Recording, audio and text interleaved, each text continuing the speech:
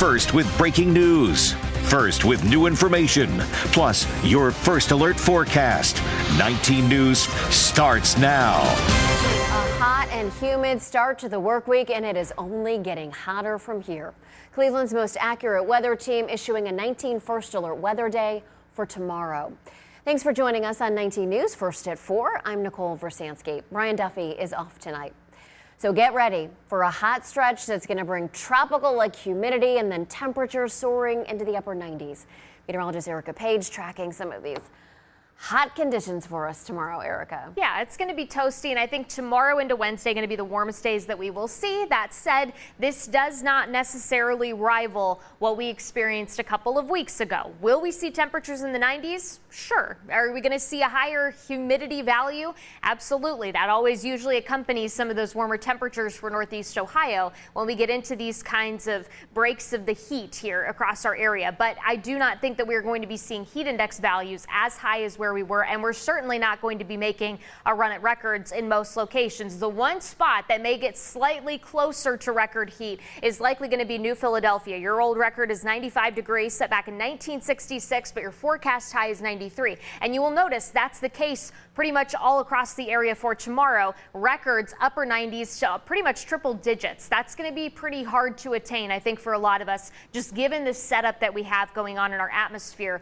for the middle part of this work week. So heat advisories have been issued. This does include Cuyahoga, Lorain, Erie, Huron counties, and going basically from noon to 8 p.m. tomorrow. Heat index values could potentially reach up to the triple digits, but I think that is more so going to be confined for areas west of Cleveland. So do kind of keep that in mind with some of those outdoor activities you may have headed into tomorrow. We'll talk a little bit more about this heat forecast for you coming up here in just a few minutes.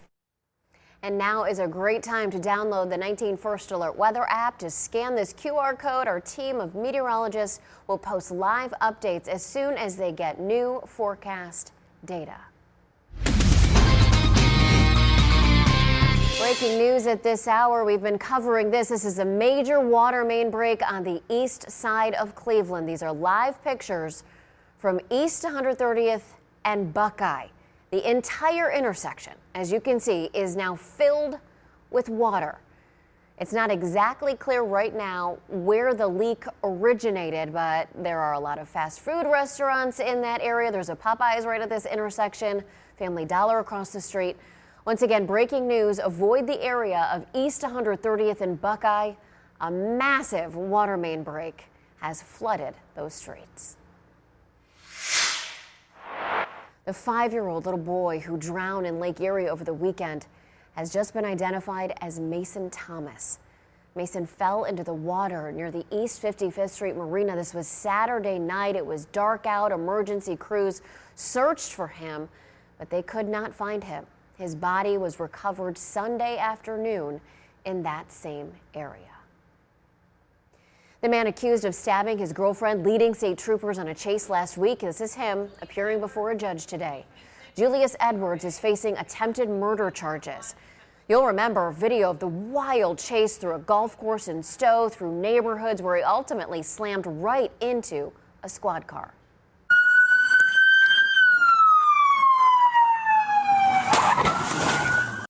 That is how the chase ended Tuesday evening in Stowe. Thankfully, the officer was not hurt. He jumped out of the car literally seconds before Edwards crashed into him.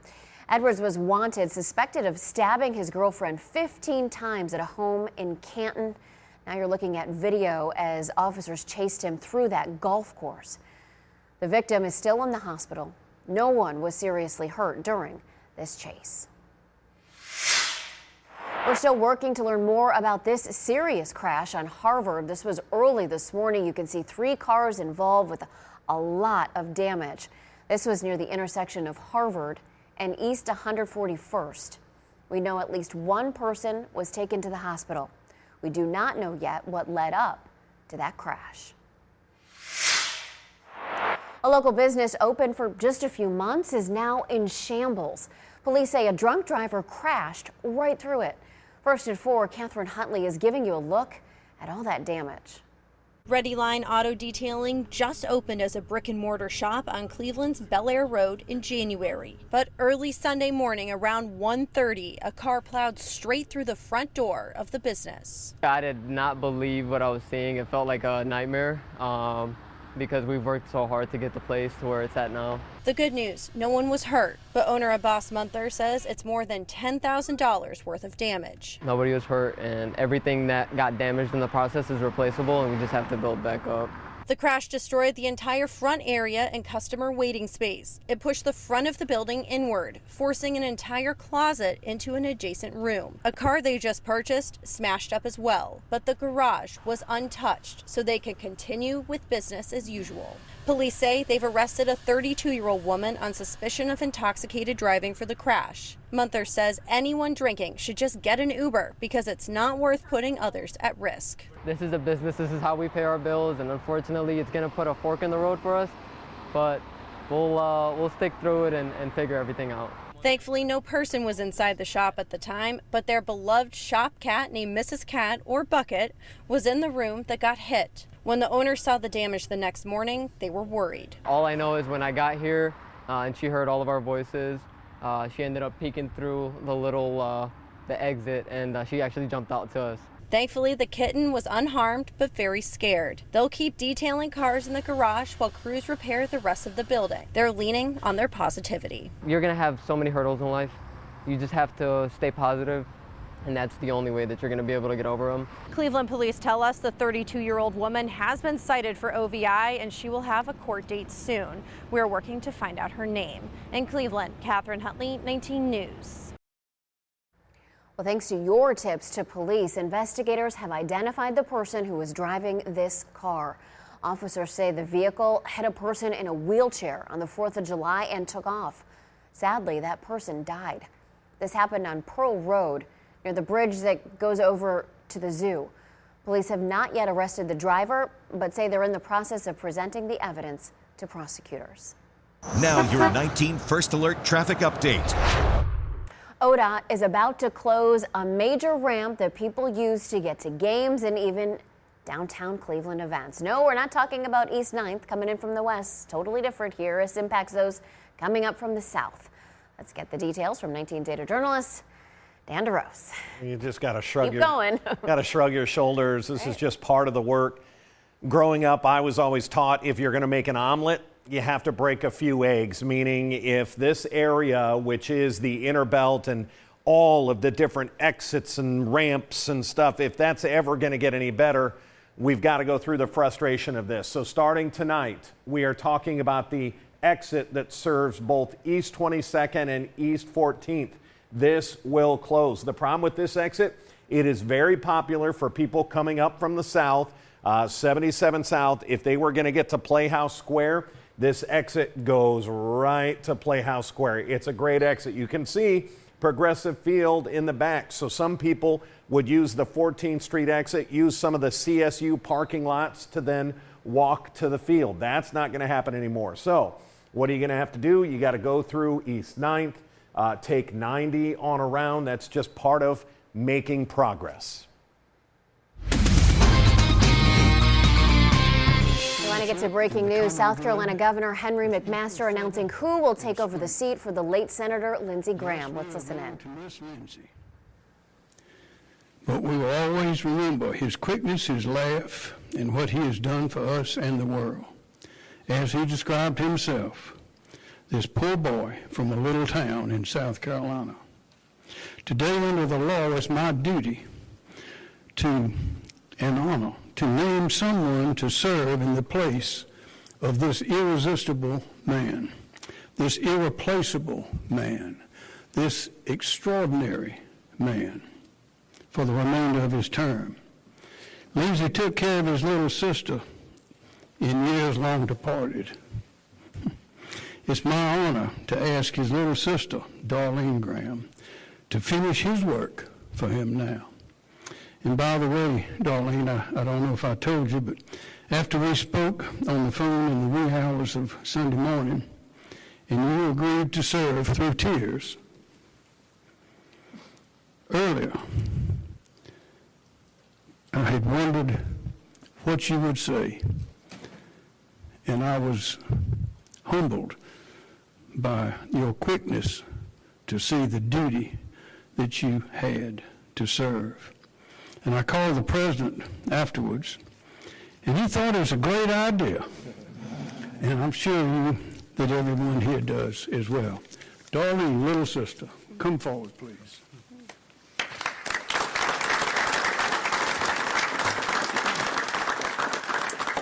Thank you, Governor, and just bear with me as I try to get through this.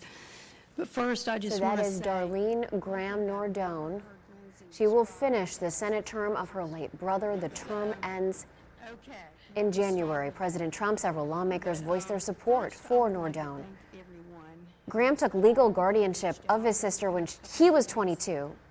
She was 13 after both of their parents died within 15 months of each other. Now, Graham is running for re-election this fall, so a special Republican primary election will be held on August 11th to determine who will replace him on the ballot. Terrifying new video from Yellowstone National Park. A bison is chasing a man through trees, and then you saw him flip into the air. Tom Hansen has the story. Everyone's bison! Look out, a bison!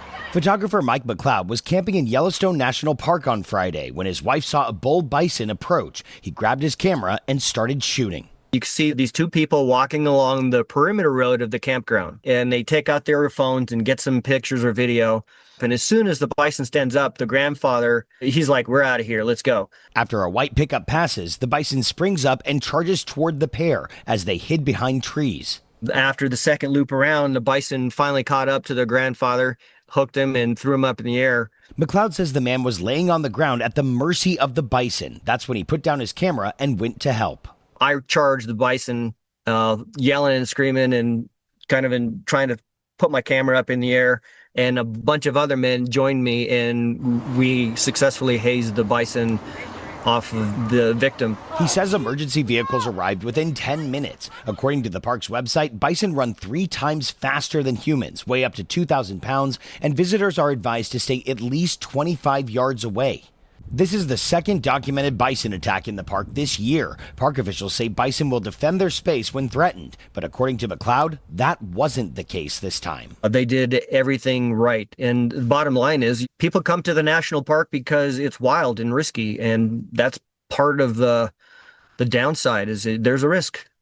And McLeod says he's been in touch with the family, who says he underwent surgery and is recovering in the hospital. Now, McLeod, who, by the way, is also a wildlife biologist, says the attack happened at the start of breeding season, which means males are more aggressive as they compete for dominance. Tom Hansen, CBS News, New York. Well, it has been almost 4 months without a big winner. Tuesday's Mega Millions prize is now sitting at $637 million. The cash option, $278 million for taxes. If there is a winner, lottery officials say it'll be the first jackpot over $500 million since last November. Now to our top 4 stories at 4.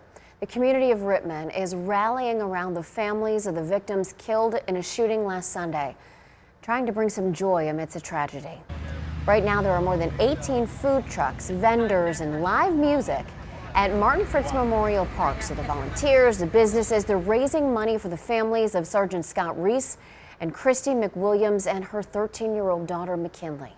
The fundraiser goes through 6 o'clock tonight. A 35-year-old Cleveland man accused of trying to kidnap a 2-year-old girl at a Lakewood playground pled not guilty today. Zechariah Crawford facing several charges for an incident last month at Madison Park. A nanny walking 2 children noticed a man closing in fast behind her. She says he grabbed the 2-year-old girl by the wrist before she could react. The nanny, though, fought back, pulled the child to safety, and then called 911. A major 19 traffic alert, another ramp closure for anyone trying to get into downtown Cleveland. So this time, it's off I-77 North. It's the ramp to East 14th and East 22nd Street. So that's anyone going to Playhouse Square, maybe Progressive Field, Tri-C, or Cleveland State. ODOT says it's closing tonight. It is not reopening until December. So the detour off 77 is to take the East 9th exit instead.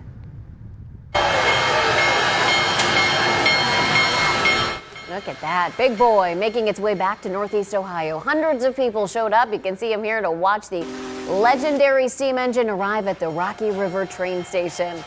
Big Boy is touring the country as part of its Coast to Coast tour, honoring the nation's 250th anniversary. You can find the full schedule on Cleveland19.com. Staying with our breaking news, busy intersection on the east side of Cleveland is closed right now because it is filled with water. You see Stephen Hernandez there live on the scene. So what do we know about what happened, Stephen? Thank you. Before we get to that, let's take a look at this intersection right here. Absolutely full of water going all the way up to the sidewalk right now. We did have Cleveland Public Water open up a few of these waterways to kind of ease the flow of water, but multiple blocks are closed right now. We reached out to Cleveland Public Water and they were able to tell us that this all stems from a 10-inch water main break, and they have some crews on their way to assess the situation. We're still looking to hear more on when this started, how long it'll take before things are going back to normal, because right now it's anything but. There's multiple businesses around here, a gas station, a dollar store, a fast food restaurant right behind us. Everything has been paralyzed. Some people have tried to cross the street, but that water flow is going pretty intensely, and all of these blocks are closed. About half a dozen blocks down toward East 120th Street. All of this is closed. We're still waiting to hear more from Cleveland Public Water on what the situation is right now, but keep an eye out if you're trying to be on this east side that all of this heavily trafficked Buckeye Road will be closed for some time. Live in the east side of Cleveland, Stephen Hernandez, 19 News. Now your 19 First Alert forecast. Certified most accurate since 2004.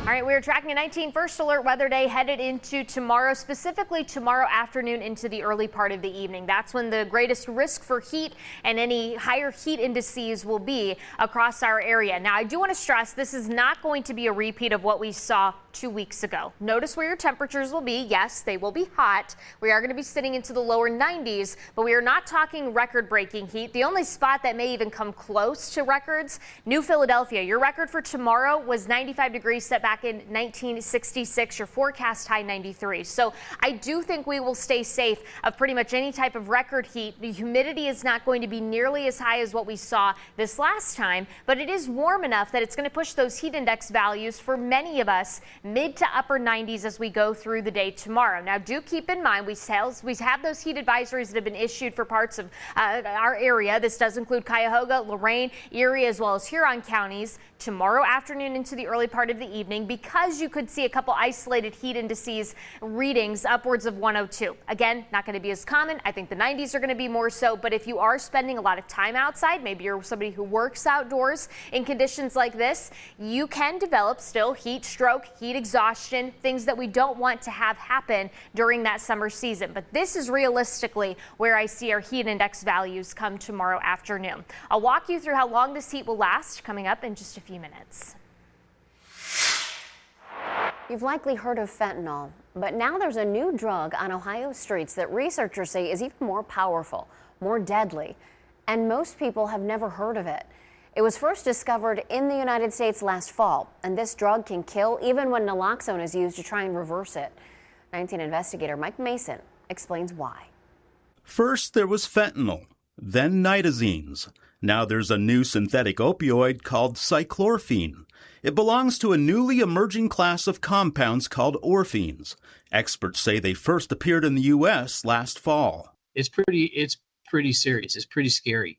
Very scary. Dr. John Sprague is a toxicologist and scientific researcher at Bowling Green State University. He also does drug research for the Attorney General's office. Sprague says cyclorphine has already begun showing up on Ohio's streets. We were trying to get the information out there as quickly as we could to healthcare professionals to know that you may be dealing with something you've never seen before. Last fall, a Hamilton County man overdosed on what he thought was Xanax. Product that he bought contained not only cyclorphine, it contained fentanyl, it contained xylazine. The man survived, but paramedics had to administer several doses of naloxone.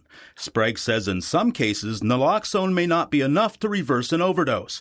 Ohio's Bureau of Criminal Investigation says orphines have been found in Ohio 36 times since last October.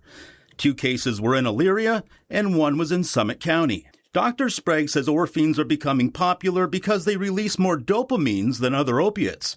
But he says the drug can also be deadlier. Look at it as like the old fair games where you go and you take the hammer and you hit the plate and the thing goes up to hit the bell at the top. Fentanyl will go 90% of the way, whereas cyclorphene appears to go all the way with one smack of that plate. And it gives the user a higher high. Correct. Scientists invented cyclorphene in a lab decades ago, but it was too dangerous to go on the market. Sprague says Ohio is the only state where orphines are listed as a controlled substance. That's because we have something called the pharmacophore rule. That means any drug sharing fentanyl's chemical structure is automatically illegal in Ohio. And so fentanyl has the potato background. Cyclorphene has the same potato background. They just added more substances to it, so they put a mustache on the potato head. And so immediately cyclorphene was a Schedule I drug in Ohio because it had the same core backbone as fentanyl did. Dr. Sprague says naloxone should always be given after an overdose. It might work after several doses. He says Chinese chemists began manufacturing orphines after nitazines were banned last year. Mike Mason, 19 News. The American Red Cross is declaring a national blood emergency. So the agency said that supplies 40% of all the blood to hospitals says it is seeing a sharp decline in donations and then a surge in demand. Isabella Roberts has the breaking developments. We got the A team today. At the Parma Red Cross Donation Center, Gary Chepchinsky is a regular. He comes every other week, and his reason is simple. Knowing that I'm helping somebody. Right. That's the best part. But right now, the Red Cross says there aren't enough people like Gary, and the consequences could be life or death. Our blood supply nationally has dropped about 25% in June, which is raising some alarm for the Red Cross as patients in critical care situations need life-saving blood. Red Cross spokesperson Ryan Lang says the Northern Ohio region supplies 70 hospitals across 31 counties, with O positive, O negative, and B negative blood types needed most. So right now we're not hearing of any delay in any care, which is good, but we want to make sure that that doesn't happen. So what's driving the shortage? The Red Cross points to 2 factors. Summer trauma season pushing demand up, and the end of school year blood drives pushing donations down. School's out the end of May, so there's less blood drives that are on school campuses. So we've seen a decline in those blood donation appointments. The good news, donating is quick, and the Red Cross says finding a location near you is easier than ever. And it's really easy. It gives you if you put in your zip code, it tells you the nearest blood donor center. And for Gary, it's not just about the donation, it's about the people. And they're great people around here. They know how to do it right. And they're very conscious of making sure that everybody's comfortable, and most important, everybody is safe and effective. The Red Cross says it's very easy to make an appointment to donate whole blood, and the appointment itself is only taking 15 minutes of your time. For more information and how to register to donate, you can visit our website, cleveland19.com. In Parma, Isabella Roberts, 19 News.